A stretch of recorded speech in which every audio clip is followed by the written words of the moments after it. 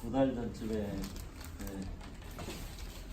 오늘 보니까 저기 도청 앞에 천막에 들여서 오신 분 계신 것 같은데 네. 들으셨어요? 네. 예, 지금 제2공항 건설이 제주도에 제2공항 투쟁에 올인한다고 비양했습니다. 네, 그래서 사실 요즘은 제가 제 머리에 사상이 별로 잘 남아있지 않은 그런 상태인데 저도 여기 처음 와봤네요. 덕분에. 혹시 원래 7코스 걸어보신 분 계세요? 예. 여기 좀 내려가면 외돌길에서 시작해서 원래 7코스가 딱 끝나는 곳이 저희 고향 마을입니다. 분은 살고 계시고 저도 오늘 강의 마치면 이제 모처럼 그 부모님 드리겠는데 시간이 많지 않아서 보통은 뭐 2시간 이상, 3시간 정도 하는데 1시간 만에 해야 될 것 같아서 조금 속도 있게 진행하도록 하겠습니다. 혹시 평화공원 계속 들려보셨나요? 사삼평화공원 혹시 가보신 분? 반 절반 조금 안 되실 것 같은데 작년에 사삼 70주년이었습니다. 그래서 여러분들도 아마 여기저기서 사삼에 대한 얘기를 듣거나 뭘 보거나 아니면 뭐 작년에 노동자대회할 때 혹시 오셨던 노동자대회라도 국민대회라도 오셨던 분들 계실지 모르겠는데 저희들이 동백배지 하셨던 분들 계실지 모르겠는데 원래 동백배지를 작년에 43,000개를 만들려고 했다가 계속 이제 찾는 사람이 많아가지고 결국은 70만 개를 만들었습니다. 농담 삼아 내가 동백이 국화가 된 것 같다 뭐 그런 얘기를 했었는데 작년에 저희들이 사실은 그 20년 전에 50주년 맞아서 그때가 98년이고 김대중 정부가 막 들어섰을 때여서 이 4.3의 진실을 덮어놓고 21세기로 대한민국이 넘어갈 수 없는 거 아니냐 이래가지고 막 이제 정국화를 해서 특별법도 만들고 지상사 보고서도 나오고 또 여기 평화공원도 만들어지고 평화재단도 만들어지고 하는 과정들이 그동안 한 20여 년 있었는데 작년에 해보니까 생각보다 사삼을 모르는 분들이 너무 많구나 이제야 알았다라는 분들이 굉장히 많았어요. 여러분들 중에 여러분 여기 오신 분들은 그래도 많이 아실 텐데 그래서 제가 어느 정도를 얘기를 해야 될지 좀 자세히 얘기를 해야 될지 뭐 이게 조금 감이 안 잡히는 상태이긴 합니다만 자세히 얘기해 주세요. 되는 대로 얘기를 하겠습니다. 예, 이게 10년 전에 그러니까 4.3 60주년 때 유해 발굴 장면입니다. 여기가 어디인지 아시는 분 계세요? 예, 여러분들이 비행기를 타고 내린 바로 그곳입니다. 제주도를 갔을 때 거기에 이제 주활주로가 있고 보조활주로가 있는데 그 보조활주로 쪽이 주활주로 쪽은 묻혀 있지만 지금 드러낼 수가 없기 때문에 거기에 일부가 한 400 가까운 300 몇십 구가 거기 이렇게 같이 묶여 있는 얘기를 했어요. 원래 이 자리에 있을 거라고 예상했던 분들하고 조금 다른 분들이 있어서 원래 이렇게 또 다른 곳에 있는데 올해 시도를 했는데 제대로 못 찾아냈습니다. 아마 이제 제주공항 활주로 확장 공사를 하면서 일부는 이제 아예 그냥 가만히 싸서 옮겨버린다고 하는 그런 얘기도 있어서 제대로 찾지를 못할 것 같아요. 그 지점에서 이제 여기가 여러분들이 내린 주활주로고 여기가 이제 보조활주로인데 이 끄트머리에서 이렇게 발견된 거. 여러분들 평화공원에 가면 이걸 볼 수 있을 겁니다. 뒤에 시간이 없으면 이 뒤에까지 잘 안 가긴 하는데 이게 그 묘비들인데요. 이 묘비는 사삼 희생자 전체의 묘비가 아니고 희망불명자 묘비입니다.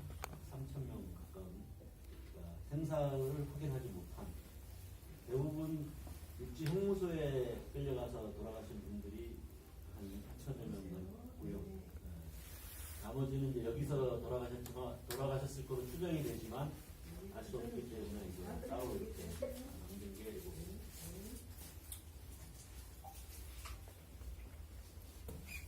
이게 제주 학살 지도라고 이제 여러분 혹시 보신 분도 계실지 모르겠습니다. 이게 색깔별로 나와 있는데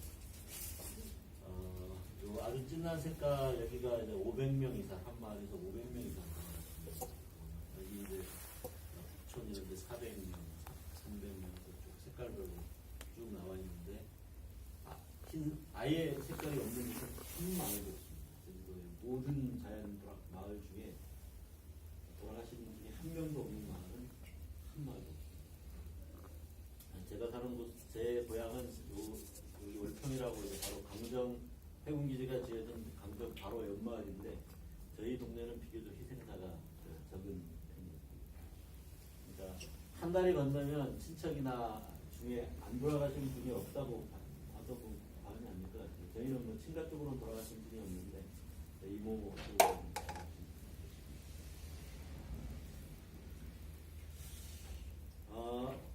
그러니까 지금 제가 보여드린 것도 그렇지만 사상을 우리가 얘기할 때 특히 진상조사 보고서가 나온 이후에 거의 모든 사삼에 대한 서사라고 할까요? 사삼에 대한 얘기는 이런 희생의 얘기입니다. 얼마나 많은 사람들이 얼마나 참혹하게 돌아가셨는 희생되는가라는 얘기인데 그것이 과연 사삼의 전부냐? 어떻게 보면 우리가 이제는 여기서 조금 벗어나야 되는 거 아니냐. 그러니까 그 당시에 돌아가신 분 혹은 그 당시에 또 살아계셨던 분들이 오로지 어떤 희생의 대상 아니면 객체 피해의 객체로만 존재하는 것이죠. 그 사람들은 무엇을 원했는가? 어떤 사람들이었는가?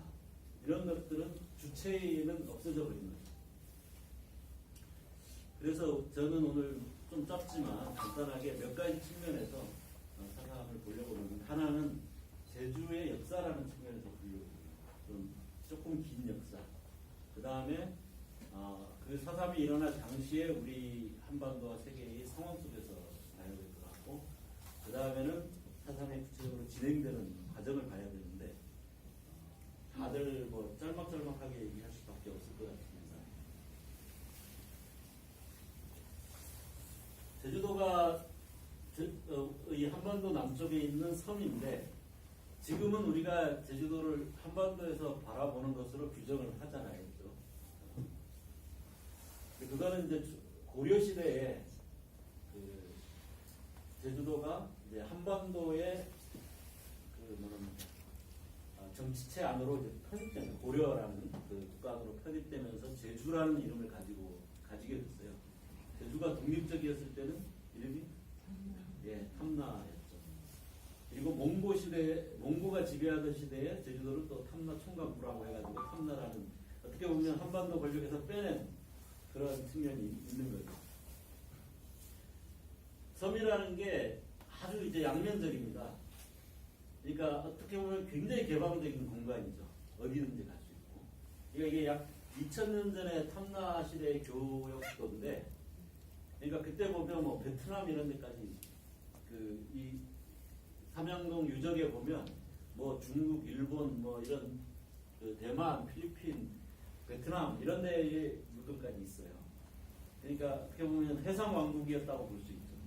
왜냐하면 제주도가 굉장히 척박한 땅이기 때문에 지금은 사람들이 뭐 제주도 오고 싶어 하는데 굉장히 척박한 땅이거든요.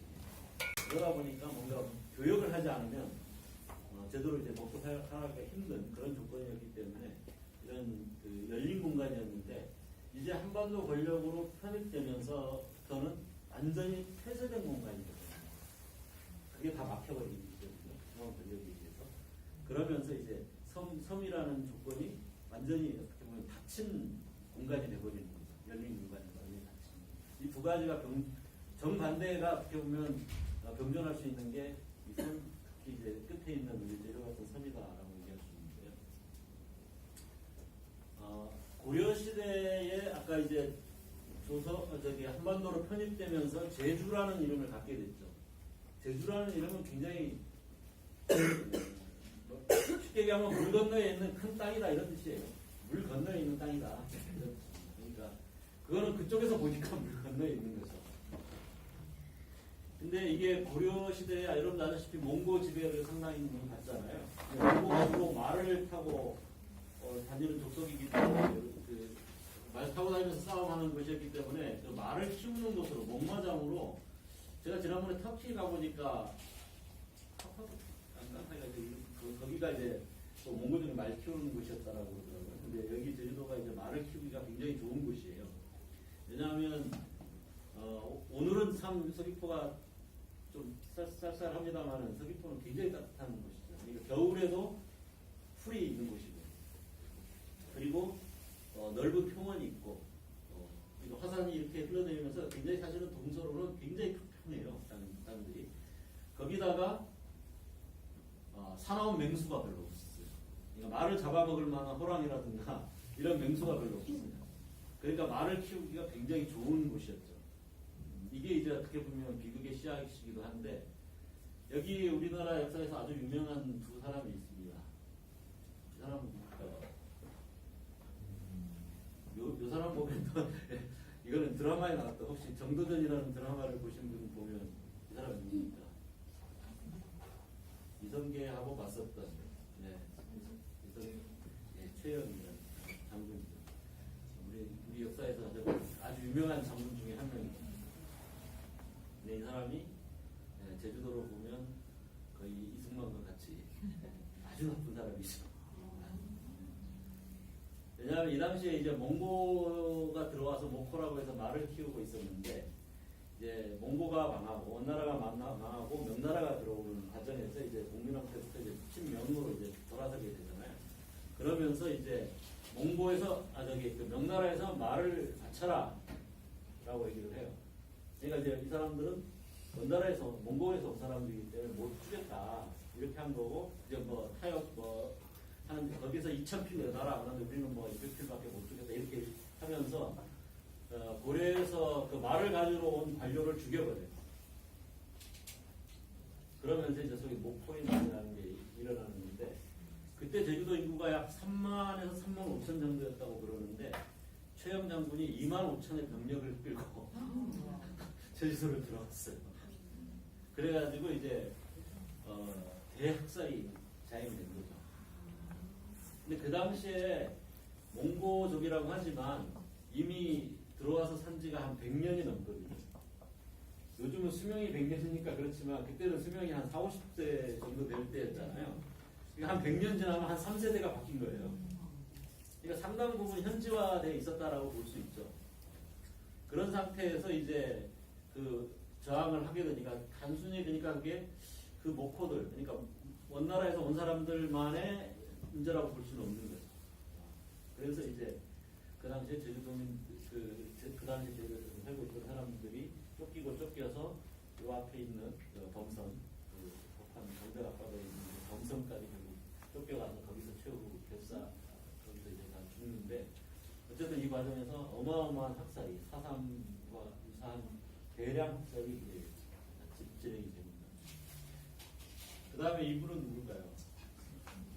우리나라 역사에서 가장 훌륭하다고 얘기하는 대통령 선거 때 대통령 후보들한테 제일 유명한 사람이 누구냐라고 하면 제일 많이 얘기하는 사람이 세종대왕이죠. 근데 이 사람도 제주도 사람들한테는 아주 왼수입니다. 왜냐하면 조선으로 바뀐 이후에 아까 목포에 난이 이제 평정되고, 그러니까 중앙의 권력이 약했을 때는 여기는 강할 수 없고 여기는 더 낮거든요. 그러니까 고려가 망해가니까 이제 중앙 권력이 이제 지방에 미치는 힘이 약해지죠. 그때가 제주도 사람들은 제일 잘 살았어요. 왜냐하면 그때 말이 굉장히 비쌌거든요. 그러니까 말 한 필에 노비세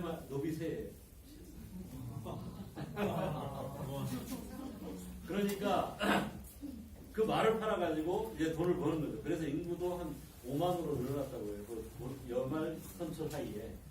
그만큼 제주도 사람들이 이제 잘 살게 됐는데, 문제는 이제 세종은 이제 중앙 집권을 강화하죠. 그러면서 이 말은 내 말이다. 국가의 나라의 말이다. 니들 마음대로 하고 팔고 하지 못한다. 이러니까 이제 사람들은 어떻게 하겠습니까?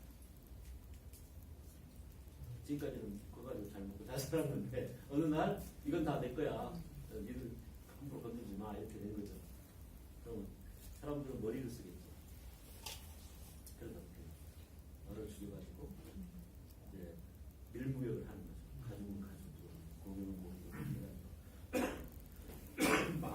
말이나 소를 이제 그렇게 하는 거죠. 그걸 때려잡은 게 이제 제주도. 소위 우마적이라고 해가지고 우마적이라고 해서 그렇게 말이나 소를 몰래 잡아가지고 파는 사람들을 이제 잡아서 한 1000명 이상을 함경도로 보내요. 이제 제주도에서 함경도로 아예 이제 그냥 보내버립니다. 그리고 이제 완전 그러고 이제 아예 이제 그걸 못하게 만든 거죠. 그러니까 이제 살기가 굉장히 힘들어졌어요. 그러니까 이제 세종이 아주 나쁜 사람이죠. 그러니까 어떻게 보면 우리가 역사 얘기를 많이 하는데 역사라는 게 같은 역사라도 어디 누구의 관점에서 보느냐, 어떤 각도에서 이걸 보느냐에 따라서 이게 전혀 다르게 보일 수 있는 게 역사다라는 얘기를 할 수 있을 것 같아요. 제주도는 유배지라고. 유배지는 뭐예요? 사람들이 제일 가기 싫어하는 곳이라는 뜻이에요. 그러니까 옛날에는 그 목사, 지금 도지사 있잖아요. 관찰사 이런 걸 이제 왕 임명을 하잖아요. 그래서 보내는데 다른 데는 임기가 60개월이 있는데 제주도만 30개월이었어요. 그러니까 있고 싶지 않은 곳이니까 어쨌든 이제 임기를 줄여준 거죠. 절반으로 줄여졌는데 대부분 뭐 제주도 목사로 가라 그러면 아이고 갑자기 뭐 배가 문장염이 걸렸어요. 뭐 이렇게 들어누워 버린다든가 아니면 30개월인데 거의 한 10달을 전라도까지 오는 거죠. 이제 놀면 이제 전라도까지 와서 오면은 이제 잠깐 있다가 이제 빨리 어떻게 하면 올라갈 수 있을까 이 궁리를 하는 거죠. 근데 어떻게 하면 빨리 올라갈 수 있을까요?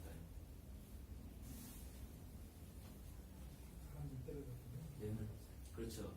중앙의 실력자들한테 뇌물을 바치하죠. 제주도에서만 나는 무슨 버섯이라든가 전복이라든가 이런 거를 해가지고 이제 열심히 중앙 실력자한테 이제 뇌물을 바쳐야만이 자기가 빨리 제주도를 빠져나갈 수가 있는 거죠. 제주도는 먹을 게 없어요, 사실은. 뭐 여기 우리 자연 조건이 아시지만 제주도 뭐니까 바람 많고 화산섬이다 보니까 제주도의 그 지표가 여기 바위 위에 흙이 한 30cm밖에 안 돼요. 그러니까 농농사 같은 게 거의 불가능하고 물은 이제 비 오면 전부 쭉쭉 빠져버리죠. 이 현무암에 이게 구멍 숭숭 뚫린 이제 바위들이니까 전부 뚫려가지고 이 바닷가에서 쭉 올라오죠. 그게 3-20니까 그러니까 자연 정화가 확실하게 되죠. 쭉 거쳐가지고 쭉 내려가지고 쭉 올라오거든요. 그래서 저희도 강정에 사실은 그래서 물 많은 곳이라는 그러니까 물감자의 물전자거든요. 강정이라는 마을이. 근데 제주도에서 가장 논농사가 잘 됐던 거, 물이 많은 곳이에요. 혹시 강정천 가보신 분들은 한 여름에도 그 강정천에 한 1분 이상 있기가 힘들 정도로 차갑습니다. 그게 이제 바로 용천수라고 해서 그렇게 산에서 내려와가지고 이렇게 올라오는 물인데, 그거는 그러니까 지금 우리가 놀기는 좋지만 그 농사 짓기에는 정말 안 좋은 땅이라는 뜻이거든요. 그러니까 여기서 그래서 사실은 제주도는 소위 말하는 지주 계급이 없어요. 그 사람들이 농사를 지어가지고 잉여 농산물이 생겨야 그걸 바탕으로 해서 이제 지주 계급들이 일 안 하고 먹고 사는 사람들이 많이 생길 거 아닙니까, 그죠? 근데 열심히 농사 지어봐야 먹고 입에 들어가기 바쁜 상황에서는 사실은 뭐 그런 양반 지주 계급들이 거의 있을 수가 없어요.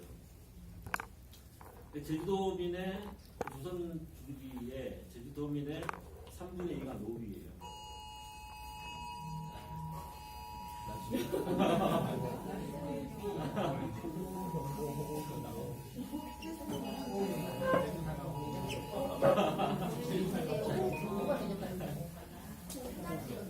제주도에는 비는 그렇게 산에 많이 와도 홍수가 없어요. 최근에 홍수가 발생하고 있습니다. 왜냐하면 너무 많이 콘크리트를 덮고 물이 잘 안 빠지고. 근데 3분의 1가 노비라는 건 뭐냐면 이 사람들이 예를 들어 우리가 노비하면 관노비, 산노비 해가지고 양반집에서 일하거나 관청에서 일하거나 이런 걸 의미하는데 제주도는 그런 노비도 있지만 그 관노비도 있지만 대부분은 뭐냐면 그냥 평범한 농민들이에요. 농어민들이 농어민들인데 국가에다가 그걸 바쳐야 되는 그 특산물이나 이런 걸 바쳐야 되는 의무를 가진 이제 계급으로 다른 이제 뭐 군대 가고 이런 건 안 가는데 그런 걸 해야 되는 계급으로서의 노비거든요. 그러니까 그냥 하나의 끈끈한 공동체예요. 그러니까 굉장히 강한 공동체성을 가지고 신분적으로나 그 어떤 그 재산적으로나 큰 차이가 없고 서로 의지하지 않으면 먹고 살기 힘들고 그러다 보니까 그게 굉장히 강한 공동체적인 유대성을 가지고 있었던 거죠. 그리고 땅을 이제 척박하고 그런데 여기에서 이제 아까 얘기했듯이 가혹한 진상이라든가 이런 것 때문에 이제 참다 못하면 가끔가다 어떻게 됐어요? 터져 나오겠어요. 이거는 이제 밑에 제가 어렸을 때도 이걸 동네에서 많이 했는데 1년에 한 번씩 이렇게 그 새끼 꼬는 잔치가 온 동네가 모여서 왜냐하면 제주도는 바람이 있으니까 이 초가 지금 굉장히 강하게 이제 묶어야 되잖아요. 그래서 이제 저게 자칫날이에요. 온 동네가 모여가지고 저렇게 새끼를 꼬는 그런 장면이 공동체적인 보여주는 거고 특히 이제 해녀들은 이게 굉장히 강하죠. 해녀들은 혼자 바다에 못 들어가요. 그리고 거기서 해산물을 따도 혼자 판매하지 못합니다. 거기 조합을 통해서만 할 수 있는. 그러니까 일제시대 때 해녀 항쟁을 할 때 일본 경찰도 손을 못 대고 정도로 이제 굉장히 강한 공동체성을 갖고 있는 거죠. 이게 하나의 역사인 거거든요. 근데 아까 얘기했지만 이런 가혹한 진상이 일어났을 때 이제 소위 밀란이라는 쪽에서 터져 나오는데 제주도는 독특하게 이제 장두라고 하는 개념이 있어요. 참다 못하면 내가 무슨 걸겠다. 그러니 이제 모이자 하고 사발통문을 돌리는 그 몇 명이 이제 장두를 채취하는 거죠. 장두는 때로는 노비가 될 수 있어요. 그래도 어쨌든 이 사람 목숨을 걸었으니까 이 사람 밑으로 같이 이제 싸우게 되는 거죠. 그러면 이제 저희도에 뭐 병사로 해봐야 얼마 없잖아요. 사실 사람들이 그렇게 들고 일어나면 못 당하죠. 그래가지고 이제 그 목사나 이런 사람들을 이제 배 태워서 보내버리기도 하고 아주 심한 경우에는 죽여버리는 경우도 있었죠. 그러고 나면 어떻게 할까요? 중앙정부에서 이제 그 내려보냅니다. 무슨 일이 있었냐라고 이제 조사단 같은 걸 내려보내가지고 이제 한편으로는 장두들은 죽는 거죠. 그러니까 감히 나라의 대대로 뭐 이런 거죠. 그래서 이제 장두들은 죽는데 근데 또 반면에 이제 그래 뭐가 그렇게 너희들 불만이 뭐냐 도대체 해가지고 일부는 이제 해결해 주는 이 전통이 있는 거예요. 그래서 여기도 보면 이 323이라고 이제 대전에 가면 있는데 1901년에 이제 이재수 난이라는 그때 이제 그 장주 역할을 했던 이재수, 오대현, 강호배 이 세 장주 기립니다. 이런 이제 비가 이렇게 있습니다. 이 전통인데 이게 이재수란이 일어났을 때가 1901년이었기 때문에 사실은 4.3이 일어났을 때로부터 50년이 안 되는 거예요. 그러니까 그때의 어른들은 이거를 기억하고 있다는 거예요. 알고 있었고 얘기를 하고 있었고 이렇게 이제 비가 세워진 것처럼 얘기를 하는 거죠. 그러니까 어떻게 보면 이 사람들은 영웅이 되는 거예요. 죽었지만 그런 거죠. 그 이야기들이 이제 있는 거죠. 어떻게 보면 4.3도 그 역사의 한 부분이었을 수도 있다. 그러니까 그 당시에 이 봉기를 일으켰던 사람들은 그런 전통 속에서 우리 몇 사람 목숨을 걸더라도 이걸 해결하자. 라고 하는 그 역사의 하나의 전통 속에서 일어났을 수도 있다. 다만 이 봉기가 4.3 봉기가 일어날 때의 상황이 좀 달랐던 거죠. 어떻게 보면 그게 불과 350명의 무장대가 그 권총 총 다 합쳐봐야 30정도 안 되는 나머지는 겨우 죽창이나 들고 있었던 이 350명의 무장 때문에 무장 봉기 때문에 3만 명이 넘는 사람이 죽어가야 되는 이런 상황이었습니다. 이건 역사에도 없었던 일이거든요. 아까 얘기했던 최영 장군이 내려와서 죽였을 때 말고는 역사에도 없었던 일인데 그보다 더 심한 경우가 있었고 더 심하게 아까 얘기했지만 목사를 죽여버리는 일도 있었고 그랬음에도 불구하고 이런 희생은 없었어요. 근데 이제 왜 이런 희생이 왔느냐라는 거예요. 그래서 이제 그 우리 이 산업봉기가 일어나는 그 상황 볼 수밖에 없는데 이 두 가지 측면이 있다고 봐요. 하나는 이른바 이제 국민국가 간섭이라는 그러니까 그 전에는 봉기를 했어도 우리의 억울함을 풀어달라라는 봉기지 우리가 니들 이렇게 해야 돼라고 하는 주권자로서의 봉기를 하죠. 물론 그게 역사를 움직이는 동력이 되긴 하지만 이 봉기를 그 전에 이제 밀란을 일으켰거나 이런 사람들은 지금 우리 문제를 우리가 너무 억울하다. 이거 너무 해도 너무 하는 거 아니냐. 이것 좀 해결해 달라. 이런 봉기였던 거죠. 근데 4.3 당시의 봉기는 그게 아니라 이 나라가 어떻게 돼야 돼? 이렇게 한 거죠. 그러니까 어떻게 보면 저는 정치학으로 보면 국민국가라는 게 국가라는 게 도대체 뭐냐라는 문제로 우리가 이제 생각을 해볼 수밖에 없는데 국민국가라고 하는 것은 국민이 주권자이면서 동시에 대상인 건데 그러니까 그러다 보니까 이제 국민으로서의 정체성, 통일성 이런 것들을 일정하게 확보하려는 게 있어요. 누가 주권을 행사할 거냐라는 부분에서 잘못 어떤 경우에는 이제 배제된 이들은 국민이 아니야 라고 하는 게 생겨날 수가 있는 거죠. 그러니까 그 국민의 정체성을 어떻게 규정할 거냐라고 하는 그런 문제가 이제 생길 수 있는데 근데 물론 그 정체성이라는 게 좀 폭이 넓을 수 있죠. 우리가 반영적일 수 있는 거죠. 상당히 넓은 폭을 가지고 이제 우리가 우리 국민이다라고 하는 비국민과 국민을 나누는 이런 선을 할 수가 있는데 때로는 그게 오히려 더 이제 좁아져버리는 그 통일성 안에 들어오지 못한 부분에 대해서 굉장히 가혹한 학살이 일어나는 경우가 있습니다. 비근한 예로 예를 들어 나치의 경우도 그런 거죠. 유대인이나 얘들은 우리 국민이 아니야 라고 규정하면서 이제 대량 학살을 했던 거죠. 근데 우리가 이 사상이 이루어지는 과정은 소위 이제 냉전과 분단이라고 얘기하는 그런 과정이었던 거죠. 그래서 이제 그 냉전과 분단되는 과정에서 이쪽의 정체성에 말하자면 흠이 된다라고 하는 부분들에 대한 이제 학살이었다라고 볼 수도 있는 건데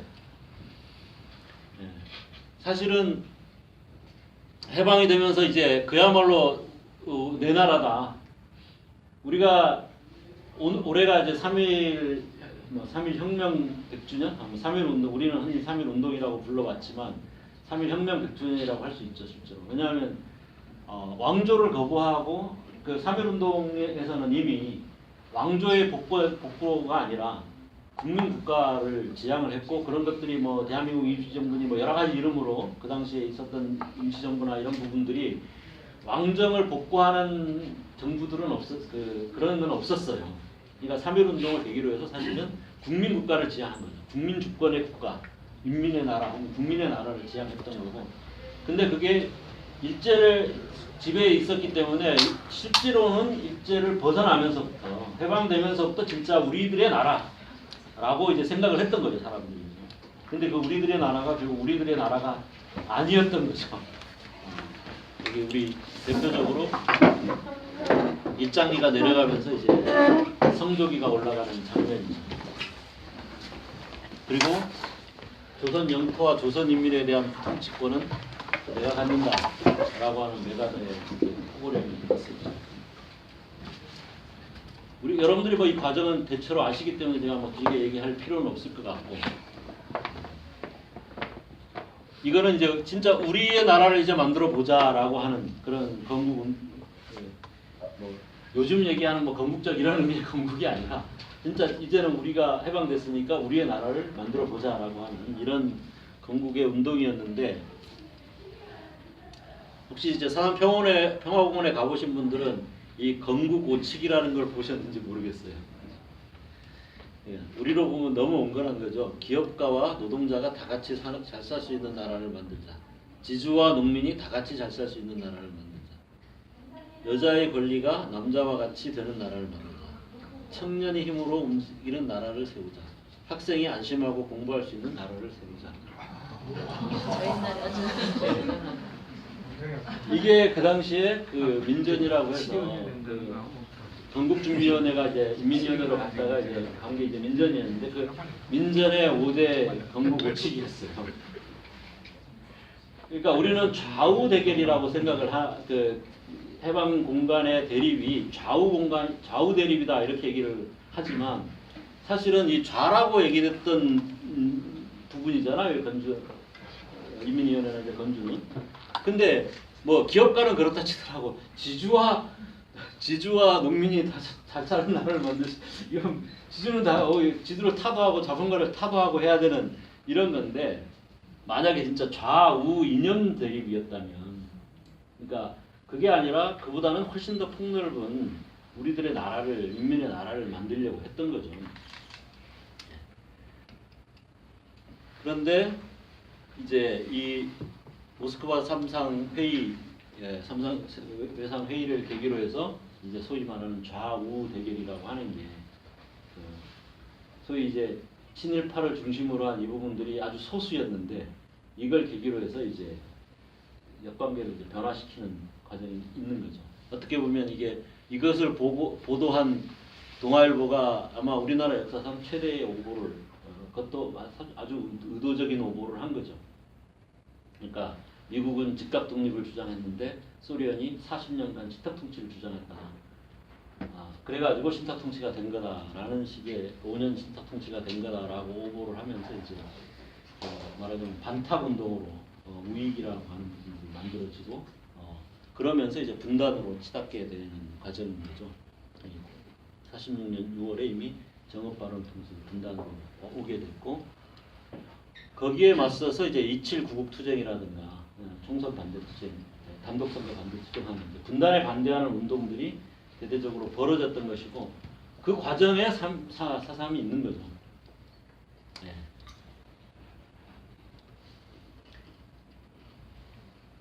여러분들이 내는 그 공항에서 비교적 가까운 곳에 이제 관덕정이라고 이제 옛날 중심지죠. 중심지가 있었는데 요 뒤에 있는 북국민학교에 47년 3월 1일 3만 명 정도가 모였습니다. 제주도 전체적으로는 한 4만 명 정도 모였어요. 저기 못 가는 사람들은 모슬포나 이런 데는 따로 모인 거예요. 그 당시에 제주도 인구가 얼마였냐? 한 26, 7만 정도 됐습니다. 그 중에서 4만이 모였다는 것은 한 6분의 1, 7분의 1 정도가 모였다는 거예요. 여러분들이 우리가 촛불 시위할 때 제일 많이 모였을 때가 얼마나 모였습니까? 한 230만 명 모였어요. 전국적으로 230만 명 모였어요. 우리나라 인구가 5천만 가까이 됩니다. 20분의 1입니다. 그런데 이 3.1절 대회에 모인 사람들은 제주도 인구의 6분의 1입니다. 모여서 친일 몰입의 청산, 통일 독립 쟁취하자 이걸 외쳤죠. 그러니까 6분의 1이 모였다는 것은 사실은 제주도민 전체가 90% 이상의 압도적인 염원이 이걸로 표현됐다. 모였다라는 것이죠. 그런데 이제 이거를 이 3.1 집회에서 나와서 이제 해산하면서 행진하는 도중에 여기에서 이제 그 김하병이 애를 치고 그냥 가니까 주민들이 저놈 잡아라 하고 이제 쫓아가니까 이제 발포를 해가지고 6명이 죽고 8명이 부상을 당하는 사태가 벌어지죠. 거기서부터 사실은 비극이 시작된 건데 그것에 대해서 경찰이 잘못했다. 미안하다 하고 진상조사하고 했으면 이제 그걸로 끝나는 거였는데 오히려 이제 3.1 집회를 주도한 부분들을 잡아가고 탄압을 시작하니까 이제 3월 10일 날 바로 내일이죠. 내일 그래서 관덕정에서 30 총파업 기념대회를 합니다.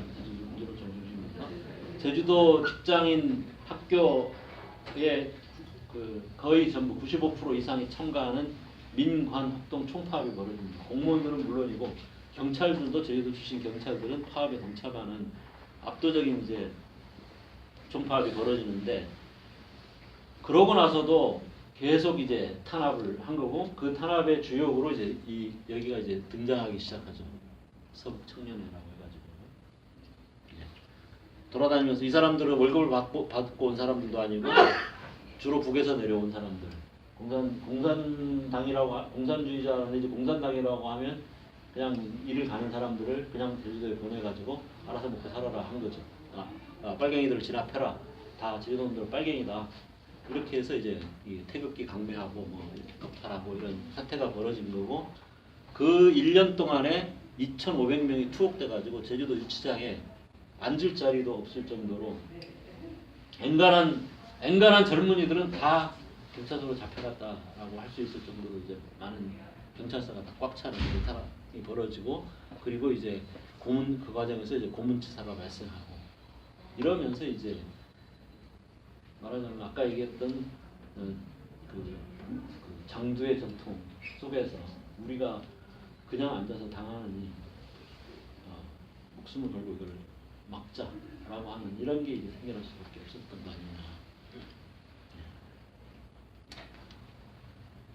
여러분도 아시다시피 봉기 초기에 유격대 사령관 김달삼과 구현대장 사이에 담판이 벌어져서 평화적인 해결의 가능성이 있었는데 이걸 이제 뒤집어 버리죠. 5월 6일 날 있었던 요 제주도의 그 군정 수뇌부 회의인데 여기에서 이제 그 당시에 경무국장을 했던 조병옥과 요 김익렬 그 연대장 평화회담을 주도했던 그 김익렬 사이에 격투가 거의 격투에 가까운 그러니까 조병옥이가 김익렬 너 농공부자다 이런 식으로 공격하고 그걸 이제 멱살을 잡으려고 하는 이런 사태가 벌어졌었는데 그러고 나서 바로 이제 김익렬을 해임시켜버리죠. 김익렬을 해임시킨 것은 강경진압으로 간다라고 하는 거였고 그 강경진압을 하러 내려왔던 사람이 이제 박진경이라는 사람인데 이제 독립군들을 토벌했던 경험이 있는 사람이었죠. 그러면서 이제 대량 학살이 시작된 거고 결정적으로는 바로 이 날이 문제가 됐죠. 5월 10일 단독 선거가 벌어진 날이었죠. 전국 200개 선거구에서 200명의 국회의원을 뽑는데 딱 2명만 못 뽑았습니다. 제주도 3개 선거구 중에 2개 선거구, 북제주군에 있는 2개 선거구에서 선거를 못했죠. 그때는 지금하고 달라서 유권자 사전에 등록을 해야 돼요. 등록을 하고 등록한 유권자의 50%를 못 넘기면 선거 무산입니다. 그러니까 그 사실은 우리가 이제 그 당시에 뭐 투표율이 높았다 어쩌다 얘기를 하는 거는 뭐냐면 등록된 유권자를 기준으로 하는 거예요. 등록 안 한 사람 빼고 뭐 95%의 투표율 뭐 이렇게 얘기하는 거는 그런 거고 대부분은 이제 막 그 당시에 이미 좌익이 거의 그 붕괴된 상태였기 때문에 경찰이라든가 청년단, 아까 얘기했던 서북청년단, 대동청년단, 대한청년단 이런 사람들이 마을마다 돌아다니면서 가서 등록을 시키고 투표장으로 끌고 갔던 거죠. 근데 제주도에서만 이게 실패한 이유는 뭐냐면 온 마을이 서들어가. 온 마을이. 한라산으로. 그러니까 이렇게 뻗다리 싸들고 애고 어른이고 그냥 산으로 싹 가버린 거예요. 그러니까 투표하러 이제 투표장으로 끌고 가려고 마을에 갔는데 사람이 없는 거예요. 그러니까 이런 식으로 이제 말하자면 투표 거부를 해버린 거죠. 그래가지고 2개 선거구가 등록 유권자의 50%를 못 넘겨가지고 이제 선거가 무산돼 버린 거고 이게 어떻게 보면 그 당시에 이제 수립되던 대한민국 정부의 정통성을 훼손을 했다. 이래 돼가지고 이제 말하자면 이제 비국민이 된 거죠. 죽여야 되는 대상이 된 거죠. 그래서 이제 대한민국 정부가 수립된 8.15 이후에 대량 학살이 벌어졌는데 이 대량 학살은 단순히 이제 대한민국 이승만 정부가 한 게 아니라 그 당시에 진압사령관 브라운 대령이 제주도 와서 한 얘기가 이제 이거죠. 나는 원인은 흥미가 없다. 나의 사명은 오직 진압뿐이다. 근데 그 당시에 2차 세계대전 이후에 이런 그 전쟁 상황이 아니고 말하자면 이제 그 시위 상황이잖아요. 어떻게 보면 일부 무장을 했다 하더라도 그런 상황에 미군이 진압사령관을 현재 직접 보낸 사례는 세계적으로 거의 없습니다. 아주 특수하게 이제 미군 그 브라운 대령이 와서 직접 지휘를 했던 거죠. 물론 미군이 오지는 않았습니다. 미군이 온 건 아니지만 실제로는 지휘했다라고 볼 수 있고, 이게 이제 이 해안선으로부터 5km보다 더 산 쪽에 있으면 무조건 적으로 간주해서 사살한다 해서 이제 소개령이 내려졌던 거고, 이게 이제 10월 17일 날, 그리고 이제 11월 17일 날 계엄령이 선포되면서 이제 대량 학살이 시작됩니다. 그 이전까지는 꽤 많은 사람들이 죽었지만 대부분 그 젊은이들, 그러니까 뭔가 의심된다 이런 게 있었던 거죠. 근데 이 시기부터는 남녀노소 구별 없이 마을을 통째로 불태워버리고 죽여버리고 하는 이런 사태가 이때부터 벌어지는데요. 그래서 이게 희생자가 약 14,000명 정도, 그러니까 실제로 사망자는 이제 10,000명 좀 넘게 지금 파악이 돼 있는데, 실제로는 이거는 이제 신고해서 이제 희생자로 인정된 사람들인데, 실제로는 최소 25,000에서 30,000명 정도가 죽었을 거다라고 이제 추정하고 있죠. 그 당시에 여러 가지 인구 변화라든가 이런 것들을 쭉 감안했을 때, 들어오고 나온 사람들 쭉 감안했을 때 대략 25,000에서 30,000명 정도가 희생됐다라고 얘기를 합니다. 근데 이 10,000명의 통계 중에서도 예를 들어 1948년 12월 달 같은 경우는 약 3,000명입니다. 하루에 100명입니다. 이후에 한 3배 정도가 죽었다고 볼 수 있거든요. 그러니까 하루에 200~300명씩 죽었다라고 한 달 내내. 그게 이제 이 겨울의 일입니다. 이 동백이 왜 우리가 동백 배지를 다느냐? 여러분들 이제 다니다 보면 지금 동백꽃들 떨어지고 있죠. 동백꽃은 떨어질 때 통으로 떨어지거든요. 이파리가 흩어지지 않고 통으로 툭툭 떨어집니다. 그리고 바로 이 겨울이 이제 그 48년 11월부터 49년 한 3월까지 요 사이에 이제 가장 많은 사람들이 희생이 됐는데, 그때가 바로 이제 동백이 피고 질 때였습니다. 그리고 그 흰 눈 위에 동백이 그렇게 떨어져 있으면 멀리서 보면 그 사람이 죽은 피 같은 그런 느낌이 들어요. 그래서 이제 동백꽃이다라고 이제 강요미 하백이 이제 그림에 화집을 그렇게 냈었는데, 그래서 이제 저희들이 이제 동백꽃을 사상의 상징으로 이렇게 했습니다. 학살에 누가 죽였느냐? 직접적으로는 이 송효찬 부연대장이 초토화 작전의 주역이었죠. 그러나 실제로는 이승만 대통령이 서청을 파견하고 계엄령을 선포하고, 계엄법도 없는 상태에서 계엄령을 선포해서 이제 학살을 명령을 한 거고요. 그 다음에 이제 미국이 로버트 장군이 그 당시에 군사고문단장이었죠.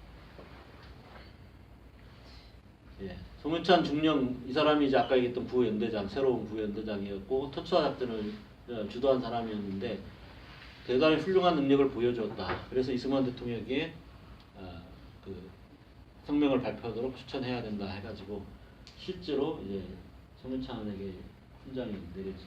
송유찬은 나중에 박정희가 군사 쿠데타를 한 다음에 내각 수반을 했었죠. 그래서 재작년에 그 사람이 홍성 출신인데 홍성에서 이제 전직 국무총리 3명이 나왔다. 이해찬하고 이왕구하고 송혜찬이에요. 그래서 자기들은 내세울 게 없어서 전직 총리 3명의 승가를 하고 하면서 선양 사업을 한다고 송효찬 선양 사업을 했어요. 그래서 저희들이 찾아가가지고 유족회하고 찾아가서 이제 항의하고 그런 일이 있었습니다. 아까 얘기했던 이 대단한 지휘력을 발휘하였다라고 얘기한 이 편지를 보낸 시점이 언제입니까? 48년 12월 18일입니다. 하루에 200명, 300명씩 사람들이 죽어나가고 있을 때 그거를 대단히 잘하고 있다. 그러니까 대통령이 표창을 해야 된다. 이렇게 얘기를 한 거죠.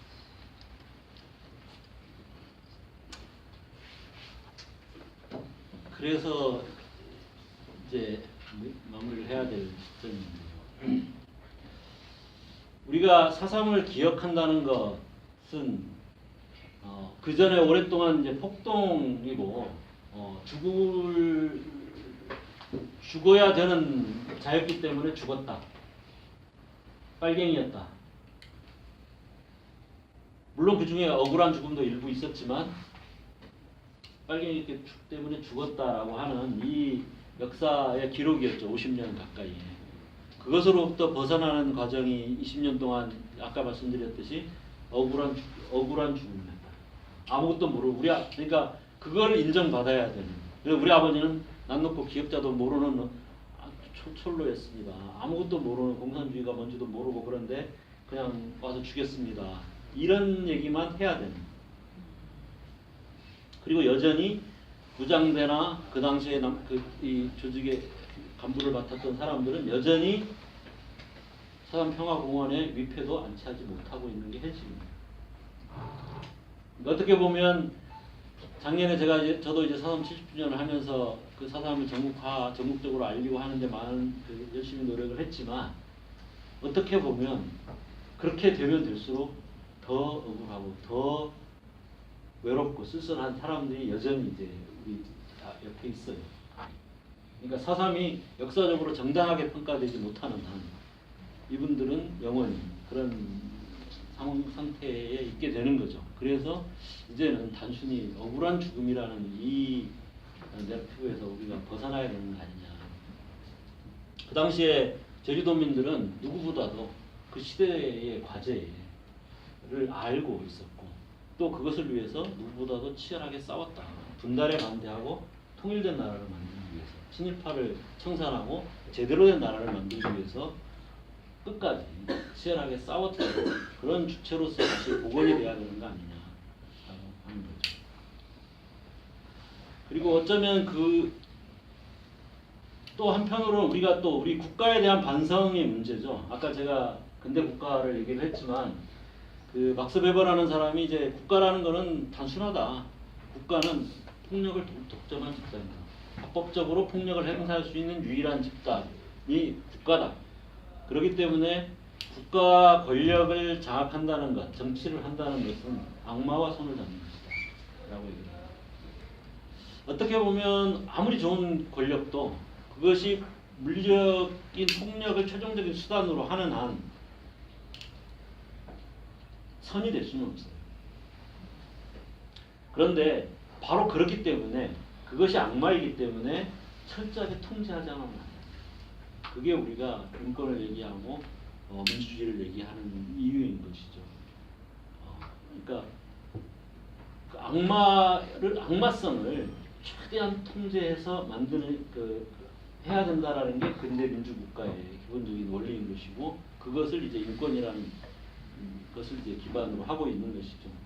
근데 우리가 이제 4.3이나 우리가 뭐 세월호에서도 이게 나라냐라는 얘기를 했었지만 원래 국가는 그럴 수도 있는 것인데 우리가 나라냐 하는 것은 바로 그런 근대의 최소한의 근대 문명국가, 민주국가로서의 그런 그 악마를 통제할 수 있는 그런 것들을 제대로 갖추지 못한 국가는 국가가 아닌 거죠.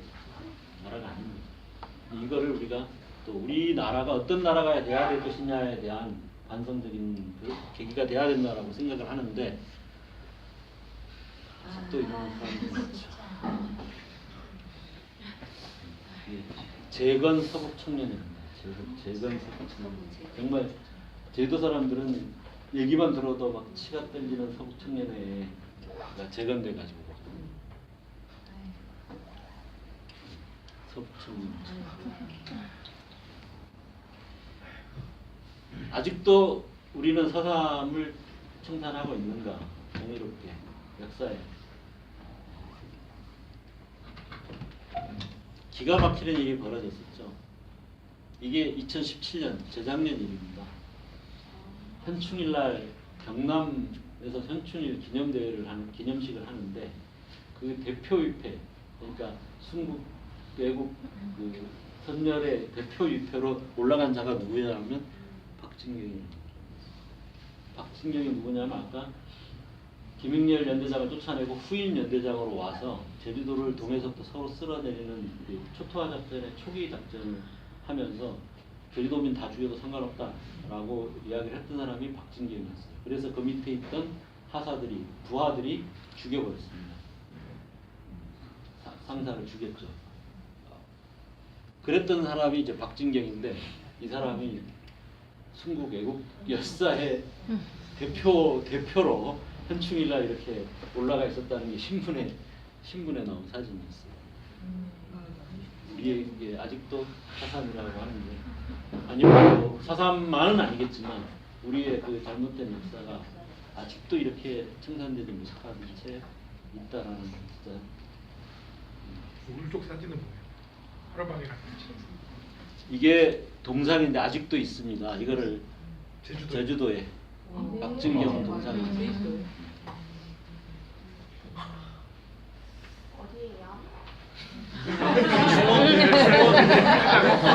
충원 묘지에 있습니다. 아니 그럼 저 동산 언제 세워진 거예요? 그냥 책임지고 박정희 각자 때 이제나 세워졌을 것 세워야겠죠. 전국적으로 동상 네. 세우는 것은 정확한 영철 선배가 다 책임지고 장두로 이게 제가 강의했던 얘기를 요약하는 4.3 70주년의 시입니다. 우리 제주 4.3 시인 김경원 시인의 시입니다. 아무런 이유 없이 많은 사람들이 제주 4.3에서 무수한 제주도민이 아무런 이유 없이 억울하게 죽어갔다고 말한다. 그런가? 정말 그러한가? 1947년 3월 1일에 그 거대한 군집의 운동을 뒤이은 3.1 총파업의 열정을 나라 반쪽 만드는 50 단독선거를 저지한 동력을 우리는 그 4.3의 봄을 애써 잊고 있는가. 4.3의 겨울은 최고조에 이른 열정을 끄기 위한 그 몇 배 분량의 극한의 공포와 탄압. 이것은 공동체의 파괴와 개인의 해체. 이것은 정체성의 상실과 인간성의 말살. 이것은 사유하는 세포 자체를 파괴하는 것이다. 그래서 제주 4.3에서 죽음만 기억되고 있는 것이다. 제대로 진실을 말하자. 제주 4.3은 아무런 이유 없이 억울하게 죽은 것이 아니라 죽어서 아무런 이유가 없어져 버린 것이 억울한 것이다. 제주 4.3에서 선대들은 이재수 항쟁군처럼 동학농민군들처럼 5.18 시민군들처럼 분명한 이유를 가지고 싸우다 쓰러져 갔다. 이것은 세상의 모든 빨치산 항쟁과 일맥상통한다. 분명히 결단코 말하자. 이유 있는 죽음들이다. 고귀한 죽음들이다. 의로운 죽음은 의로운 행진을 부른다. 고귀한 죽음은 고귀한 결단을 부른다. 이제 후대들의 몫이다.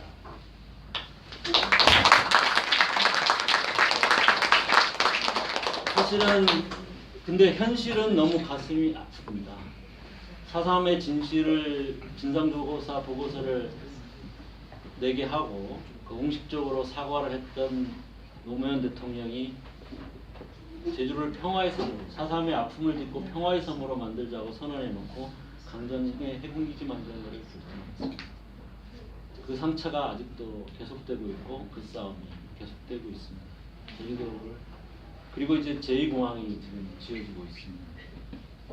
제주도 공항이 지금 포화 상태라고 하지만 사실은 어떻게 보면 제주도가 포화 상태입니다. 하와이에 연간 860만의 관광객이 오는데 제주에 연간 1,500만의 관광객이 옵니다.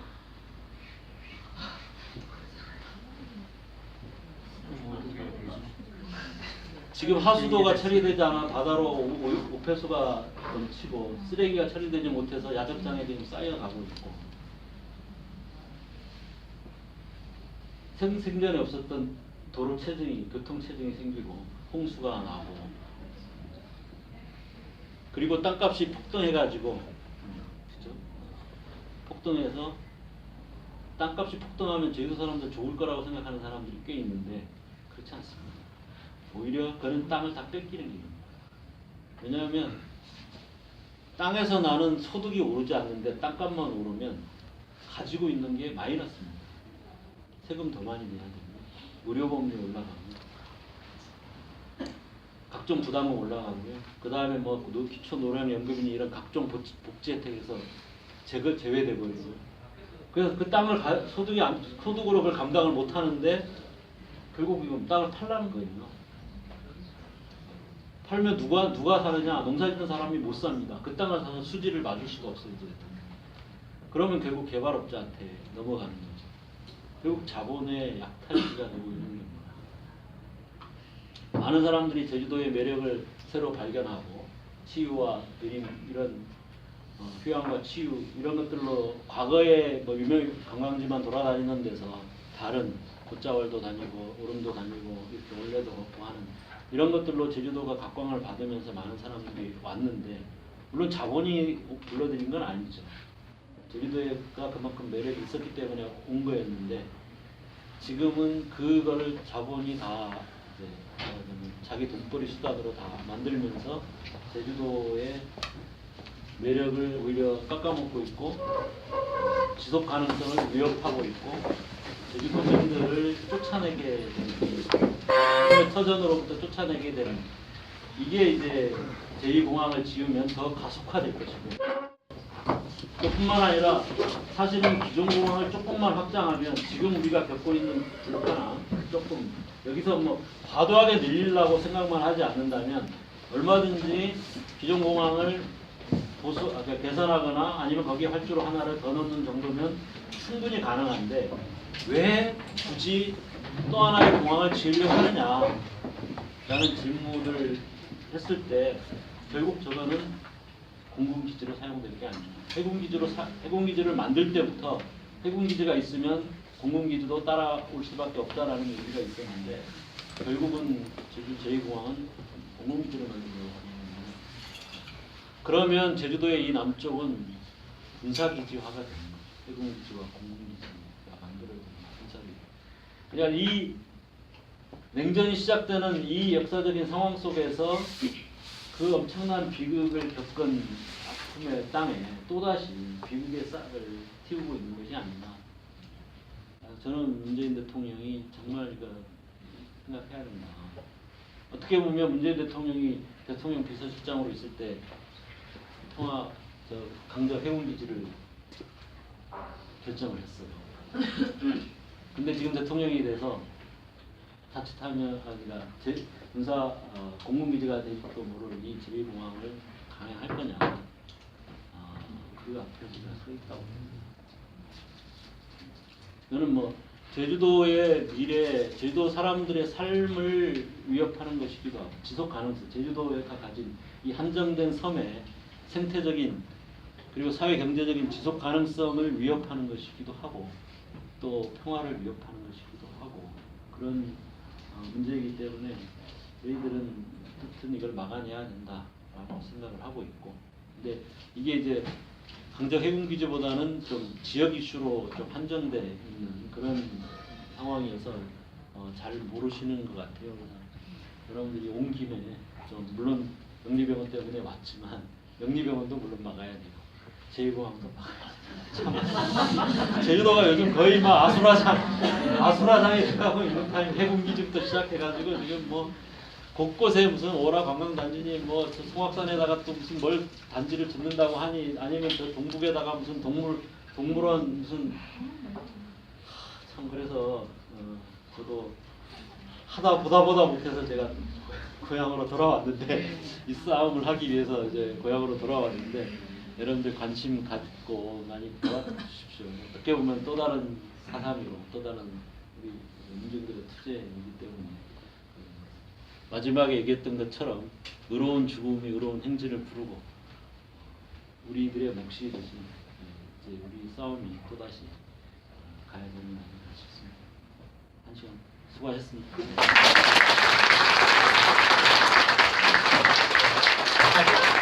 그럼 강의해주신 박현지 소장님한테 다시 한번 박수 부탁드립니다.